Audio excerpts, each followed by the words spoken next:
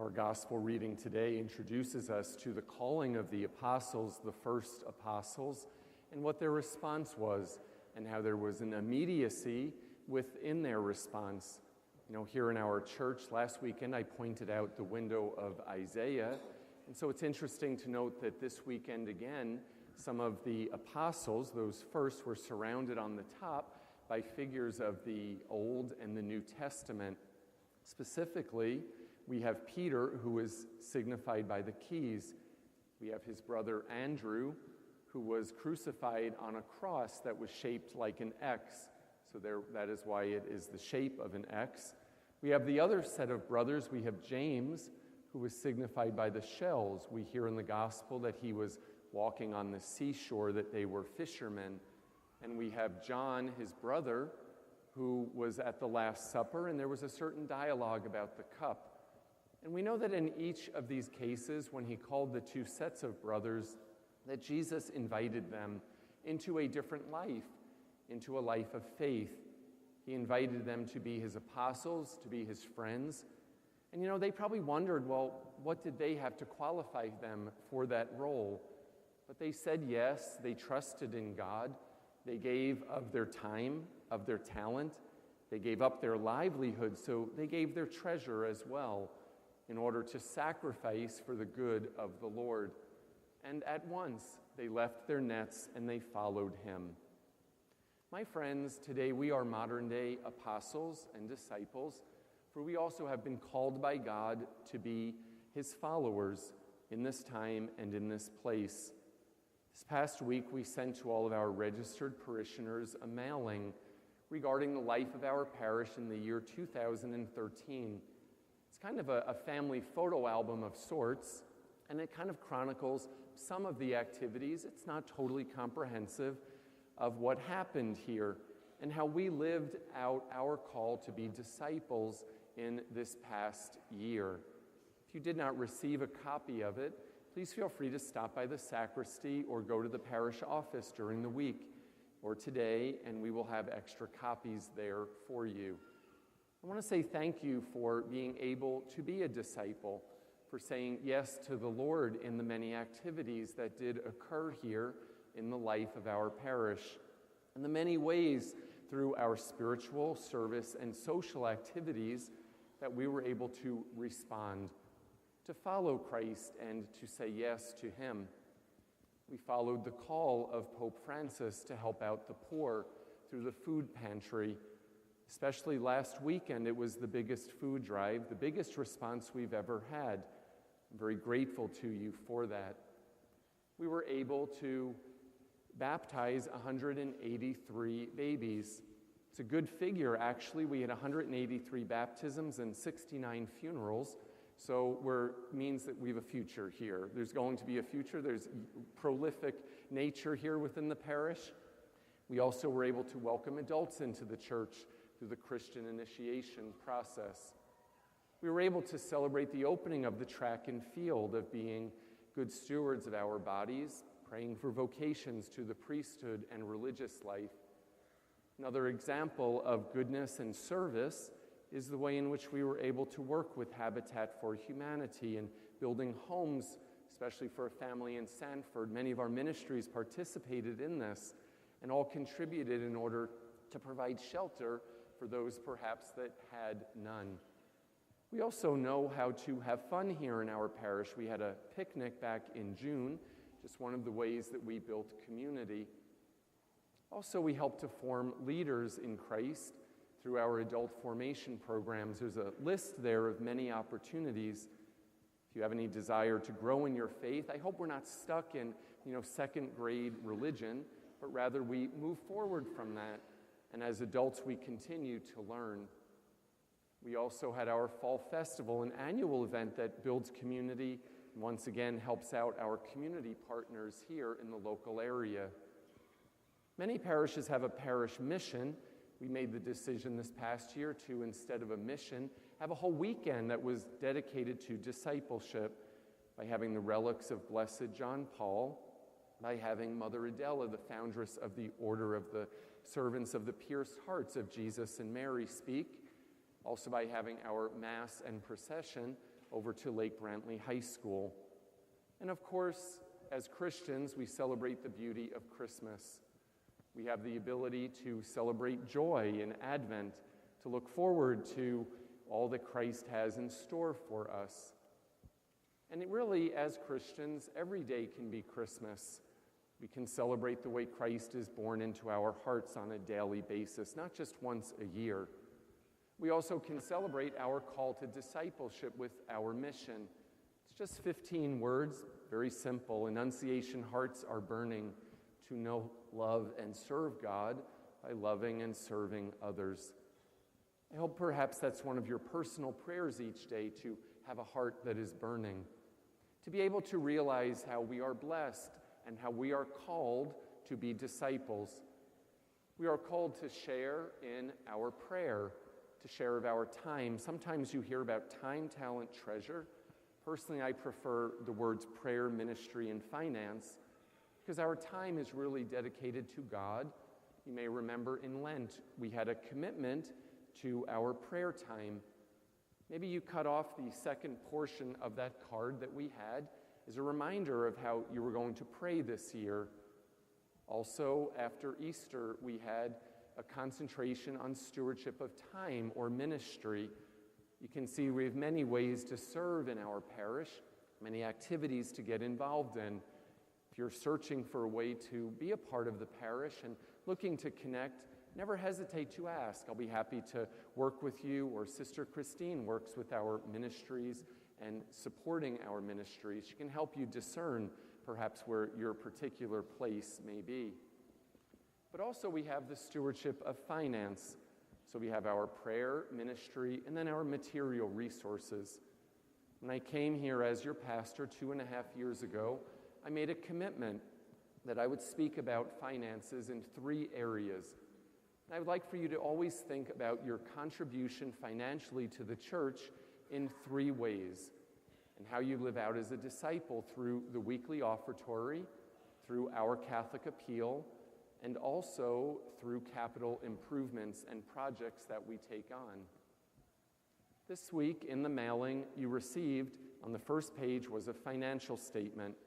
It's an act of transparency to show a little bit about what came in to our parish, a little bit of our income. It's the question everybody always wants to know. Well, how much came in? It's all there, and broken up in a pretty understandable way in various places of how our revenue is generated and how we are able to have a weekly offertory which covers our operating expenses. Operating is basically that budget that we prepare every year. We do a budget with our finance council in order that we might be able to meet our obligations. One of the ways that you can contribute to the weekly offertory is through the electronic giving. You can sign up online and manage your own account with a password and a login. I say it's a very easy way to do that. I personally, you never see me put an envelope in, but I participate in the offertory as well as the other priests through the electronic funds transfer.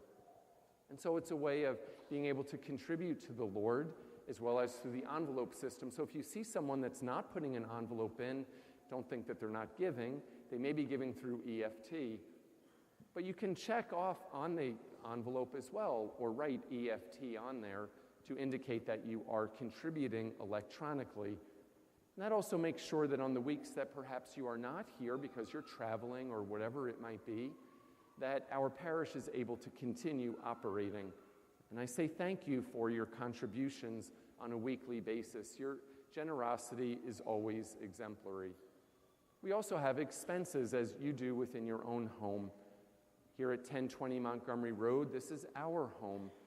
And so we also are called to live within our means and to be able to operate. Obviously, our funds go to many different areas and different segments, different places, again, according to our budget that is prepared. We have administrative and operating costs. It's obviously a large chunk of what goes on. I thought I would show you a little bit about some of those expenses, a little bit more detail perhaps. Every month we have a utility bill. It averages, and this is for the church, for the St. Gabriel Life Center, and for the Nazareth Center as well. So it's not the entire campus, does not include the child care or the school. It's a little over $12,000 a month on average. just so that you have an idea about what our monthly expenses are. We also have insurance. We have a bill that comes, and we have an insurance company that is set from the diocese, and so as a result, that's a little over $130,000 a year as well. I know you have insurance on your home. Maybe you can understand that. And this is our home. This is our spiritual home. Another area that is a large area is buildings, grounds, housing, basic maintenance that goes on. Again, I have the feeling you can understand this from operating your own household. A few specifics that happened in this past year that we're operating, general maintenance that goes on. We pressure cleaned the building. Maybe you didn't notice. It took place in May. The roof was getting kind of dark, had some mold on it, whatnot. So we cleaned everything. It was about $5,700. We did some repairs. That would be plumbing, leaks maybe that happen, fixing doors. You would be amazed at the amount of problems we have with doors around here, especially when the weather changes like it's been changing in the past couple of days. So that's a little bit about where some of those funds go. We also have routine maintenance of the grounds. When you come in here to our campus, I hope you see it as a retreat, as a place that's very different, a little different than anywhere else maybe that you would go. You're welcome to visit the campus at any time. Stop by the grotto, come here into the church during the day. It's even open into the evening till about 7 o'clock. Also, we have the opportunity to make sure we tend to the environment by keeping up the landscaping so that we are able to have a home here where you are comfortable. Again, similar to your own home, and there's a price that comes with that. So you get an idea of some of the expenses that we have that are operating expenses. They're annual, they happen on a regular basis. You can see here that there is a scripture verse which talks about stewardship, uses that word once again, and again, it's stewardship of our time, of our prayer, of our ministry, of our talent, and of our resources, of our finances.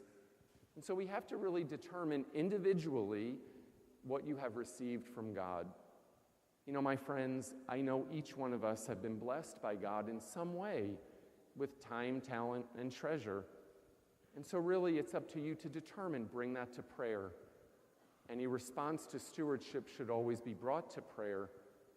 The general definition of stewardship is to receive graciously and gratefully from God, to tend it in a caring manner, and then also to return it to Him with increase, to feel like we're investing in something. And certainly when it comes to investing, why not invest in the life of our faith? In being a disciple, because it's something that can bring eternal rewards for ourselves, but also for others. Again, what we're called to be in terms of our mission. It's not my place as your pastor, and I will never tell you what you are to give. No matter which area of stewardship it is, I especially address finances today. It's not my place to tell you. I'm not going to say you should be giving this. I will tell you there is a biblical tithe that we are asked to do. It's 10%. So that means we are able to contribute 5% to the offertory on a regular basis. We give 2% to capital improvements and to campaigns, 1% to the offertory of the diocese, which is our Catholic appeal, and then a few more percent to other charities.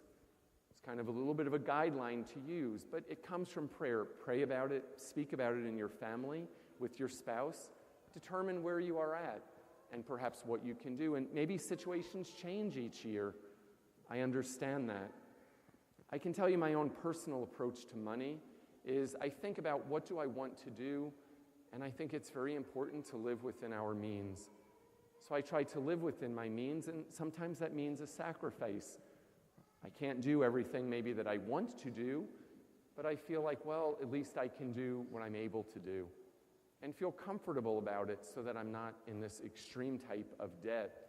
Never really a good place to be.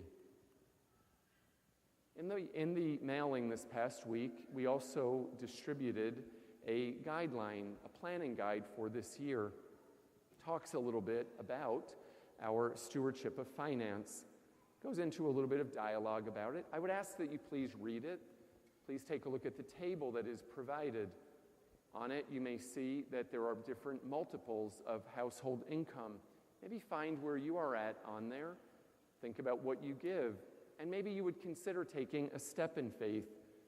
I'm asking if you would consider looking at that and saying, I'm going to trust in God. I'll see where I'm at today, and maybe I can take a step for another percent. Where would that leave me? Maybe what sacrifice do I need to make in order to respond to God's call? You can take the card, it's perforated, rip it apart, and then return it back here to us as soon as possible.